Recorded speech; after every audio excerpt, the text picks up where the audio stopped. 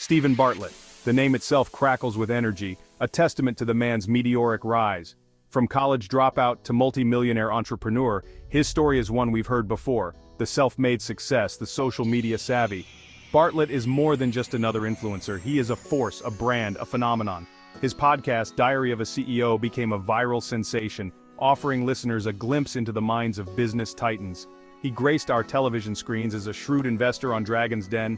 Bartlett was everywhere, his face plastered across billboards, his name whispered in boardrooms.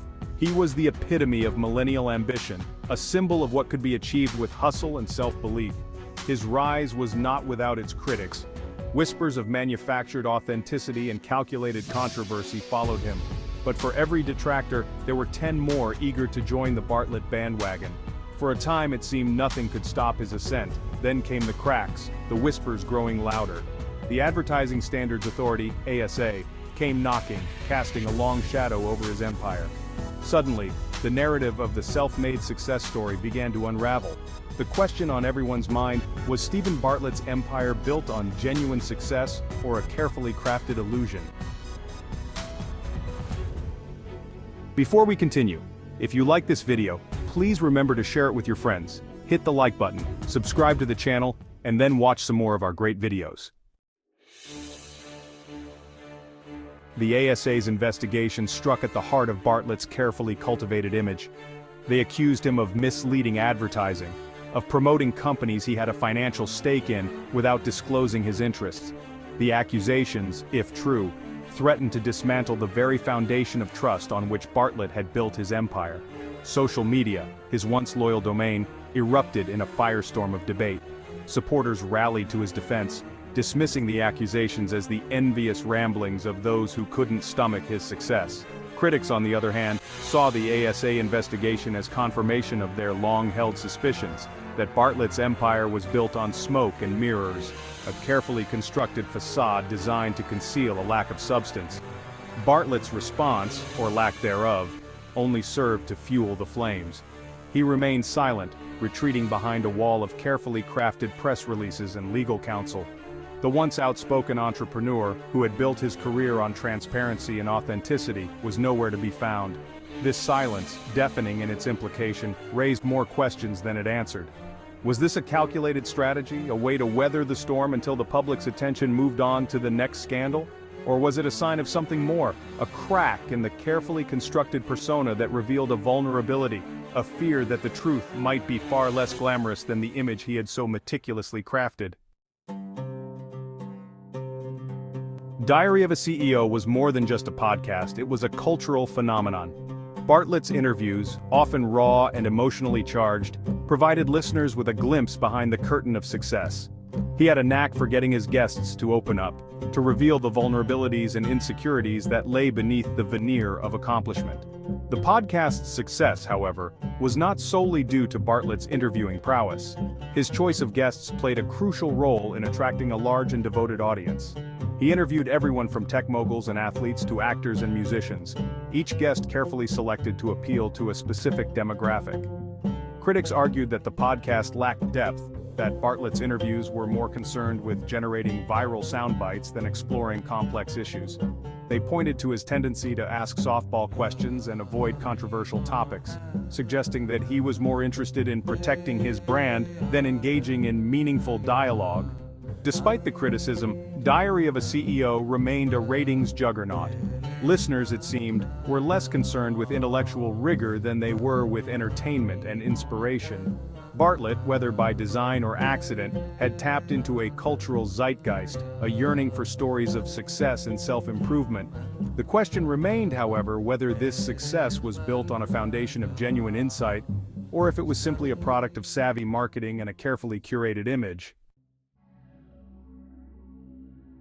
Section 4. A calculated approach to controversy. Controversy, it is often said, sells. And Steven Bartlett, for all his carefully crafted charm, was no stranger to courting it. His podcast often featured guests with controversial viewpoints, their presence designed to provoke debate and generate headlines. He walked a tightrope, carefully balancing his desire to be seen as a thought leader, with the need to protect his brand from accusations of bias or extremism. His interview with Noel Clarke, the filmmaker accused of sexual misconduct, was a prime example of this calculated approach to controversy. The interview, which generated a significant amount of backlash, was ultimately removed from the internet, with Bartlett offering no explanation for its disappearance.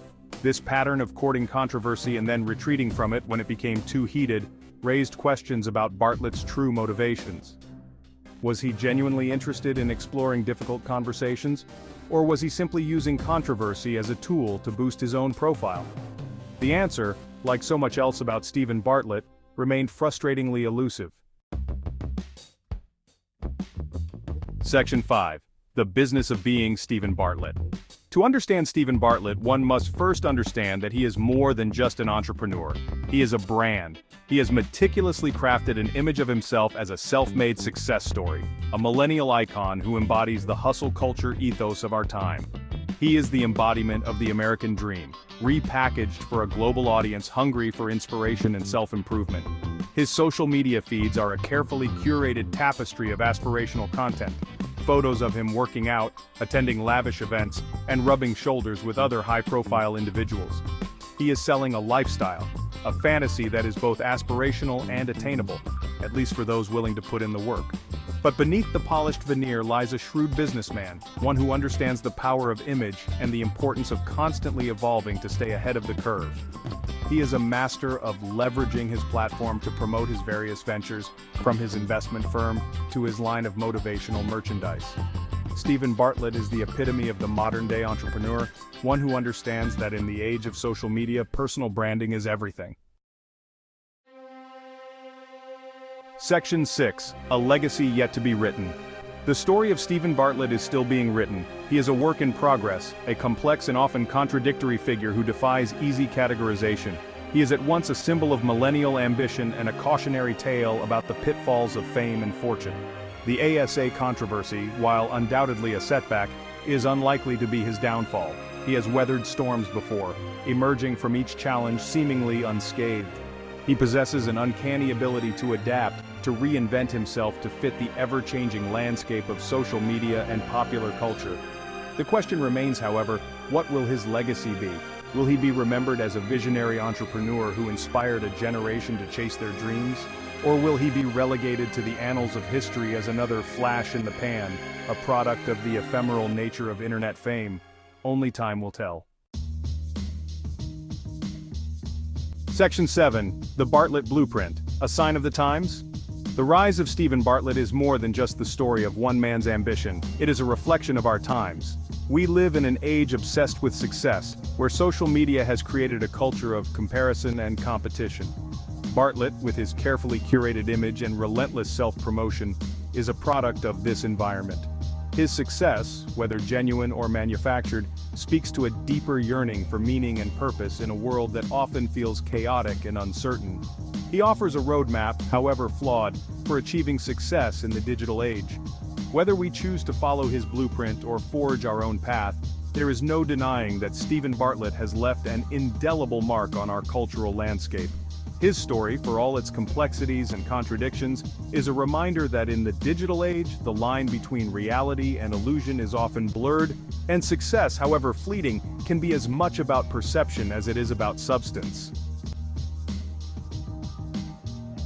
If you liked this video, please share it with your friends, hit the like button, subscribe to the channel, and watch more of our great videos. Thanks for watching.